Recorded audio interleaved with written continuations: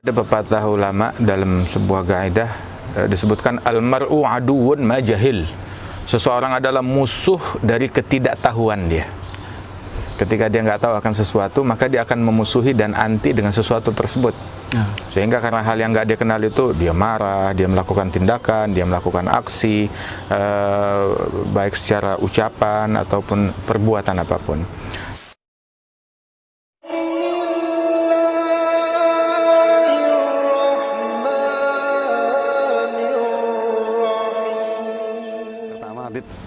Ini banyak banget teman-teman yang bertanya, namun saya wakili aja dengan satu pertanyaan. Sebetulnya sering banget mendengar kata Maulid Nabi, tapi di kalangan umum yang non majelis mungkin kan belum paham tentang Maulid Nabi. Nah, ini di sini pertanyaannya, definisi dari Maulid Nabi itu sebetulnya apa? Allahumma shalli alaihi wa ala. Alhamdulillah, wassalatu wassalamu ala sayyidina Rasulullah sayyidina Muhammad wa ala alihi washabbihi wa wala.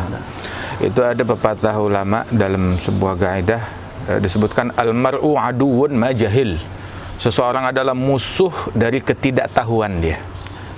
Ketika dia nggak tahu akan sesuatu, maka dia akan memusuhi dan anti dengan sesuatu tersebut. Sehingga karena hal yang nggak dia kenal itu, dia marah, dia melakukan tindakan, dia melakukan aksi, baik secara ucapan ataupun perbuatan apapun. Tapi sebenarnya kalau dia pelajari, dia kaji, nggak ada yang masalah dengan Maulid Nabi Muhammad SAW. Cuma permasalahannya mungkin adalah kata itu sendiri. Tapi jangan lihat perkataannya apa, tapi kandungan isi daripada Maulid itu apa. Definisi dari Maulid Rasul SAW, merayakan Maulid, perayaan Maulid Nabi. Itu adalah ungkapan kegembiraan atas kelahiran Nabi Muhammad. Jadi kita merayakan Maulid, kita mengungkapkan kegembiraan kita atas kelahiran Nabi Muhammad. Kita semua tahu, saya misalkan kita piara kambing kita lahir, beranak, boleh gembira kan? Boleh tersenyum, boleh mengungkapkan kegembiraan kita dengan lahirnya kambing kita. Atau ayam kita lahiran, ayam nggak lahir, ayam bertelur. Kita boleh mengungkapkan kegembiraan kita. Bahkan kucing lahir pun juga kita gembira. Kucing piaraan kita, anak kita lahir, kita dapat anak lahir, kita bergembira, nggak ada masalah dengan hal tersebut. Tapi kenapa mengungkapkan kegembiraan dengan lahirnya Nabi Muhammad terus dipermasalahkan? Kalau ada yang mempermasalahkan, ya ada sesuatu yang nggak beres dalam pola pikir dia. Mengungkapkan gembira dengan lahirnya Nabi Muhammad. Nabi lahir, kita umat Islam wajar gembira dan harus gembira. Harus gembira. Kalau nggak gembira dengan lahirnya Nabi Muhammad berarti masalah. Nah, kemudian cara mengungkapkan kegembiraan tersebut seperti apa? Selama cara mengungkapkan kegembiraan itu bukan dengan hal yang haram, maka itu adalah sebuah metode yang baik untuk diambil, untuk dilaksanakan. Nabi sendiri mengungkapkan kegembiraan, mengungkapkan syukur beliau atas lahirnya beliau, mengungkapkan perayaan itu dengan berpuasa, sebagaimana dalam Sahih Muslim, dalam Sahih Bukhari juga. Nabi ditanya puasa hari Senin, bilang latar belakangnya apa? Dzaka yaumu wulidtu fi. Itu hari, karena hari itu saya dilahirkan. Itu hari saya dilahirkan pada hari Senin tersebut. Nabi mengungkapkannya dengan puasa. Dan juga boleh juga kita mengungkapkannya dengan memperbanyak baca sholawat, atau dengan memberi makan orang lain, atau bikin pengajian, atau bikin kajian ilmu, atau bikin majelis zikir, ataupun juga dengan silaturahmi dan yang sebagainya. Ungkapan kegembiraan dengan ketaatan tersebut tidak diragukan pahalanya besar. Kemudian juga di dalam perayaan Maulid itu, tapi kalian baca kitab Maulid, baca Maulid. Jangan singkirkan dulu perkataan Maulid ini. Apa sih yang dibaca? Yang dibaca dalam kumpulan Maulid itu rata-rata dari kitab-kitab Maulid yang dibaca, satu, mereka mengambil dari ayat-ayat Al-Quran yang berkenaan tentang Nabi Muhammad SAW. Di dalam Al-Quran Allah Subhanahu wa Ta'ala berfirman, laqad ja'akum rasulun min anfusikum azizun 'alaihi ma anittum harisun 'alaikum bil mu'minina raufur rahim. Telah datang kepada kita rasul, kepada kalian rasul yang mana dia itu demikian mulia, demikian agung, prihatin kalau kalian terjeblos dalam pelanggaran, penuh kasih sayang, penuh rahmat kepada kaum mukminin. Ya ayuhan nabiyyu inna arsalnaka syahidan wa mubasysyiran wa nadhira da'iyan ila Allah bi idznihi wa sirajan munira. Isinya pujian buat Rasulullah. Kemudian juga di situ wa innaka ala khuluqin azim Muhammadur Rasulullah walladzina ma'ahu asyidda'u 'alal kuffari rahimun bainahum. Dan itu yang disebutkan cuma sebagian doang. Kalau mau disebut semuanya, Masya Allah panjang. Cuma nih apa yang Allah Ta'ala ungkapkan tentang Nabi Muhammad, sebagian dari yang ada di situ.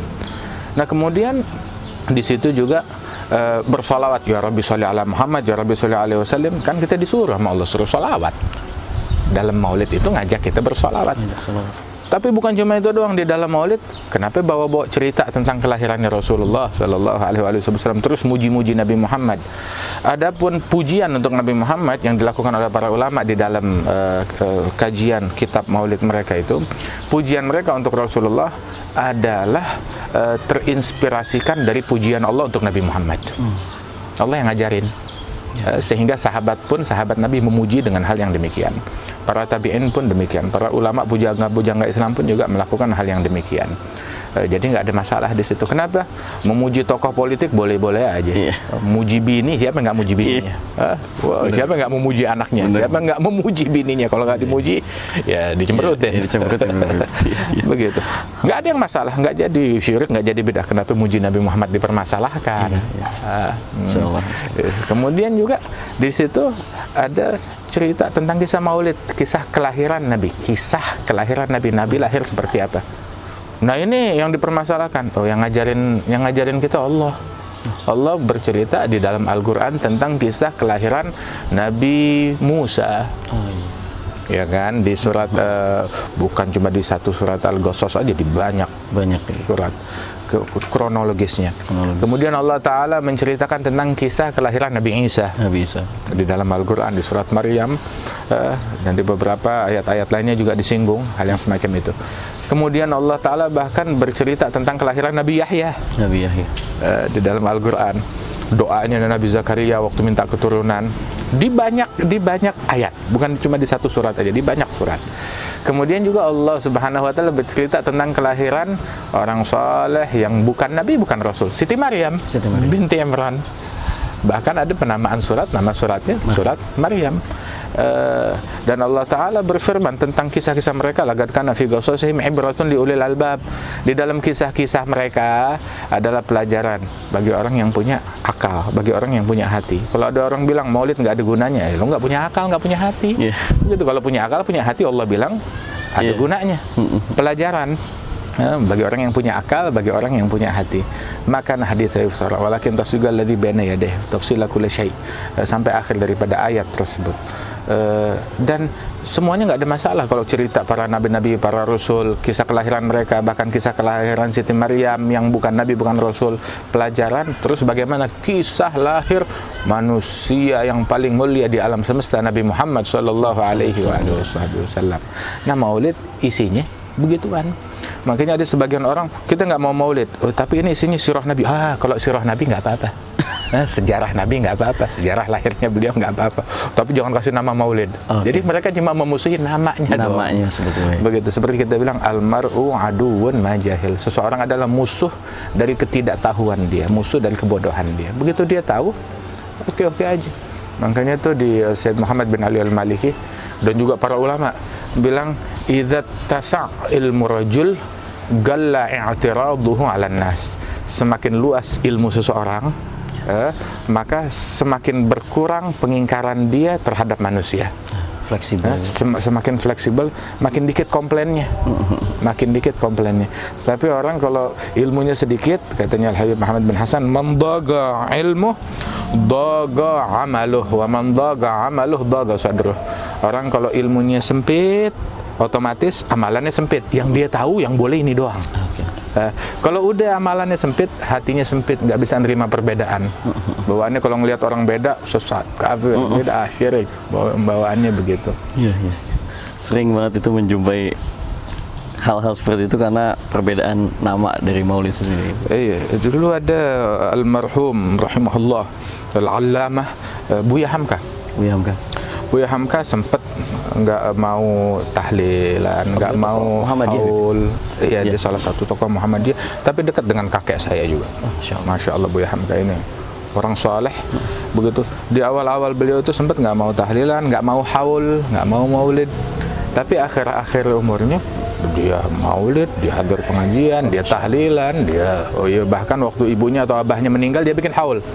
Dia bikin haul. Kakek saya yang cerita, yang bilang, Habib Salim bin Jendan.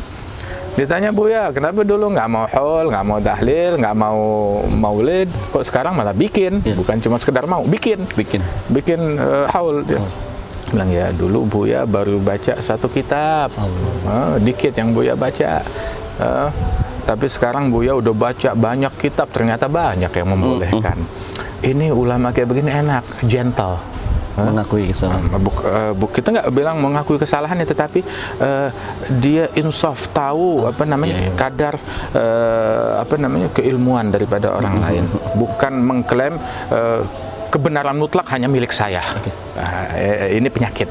Yang benar cuma saya, selain gua salah semuanya. Makasih.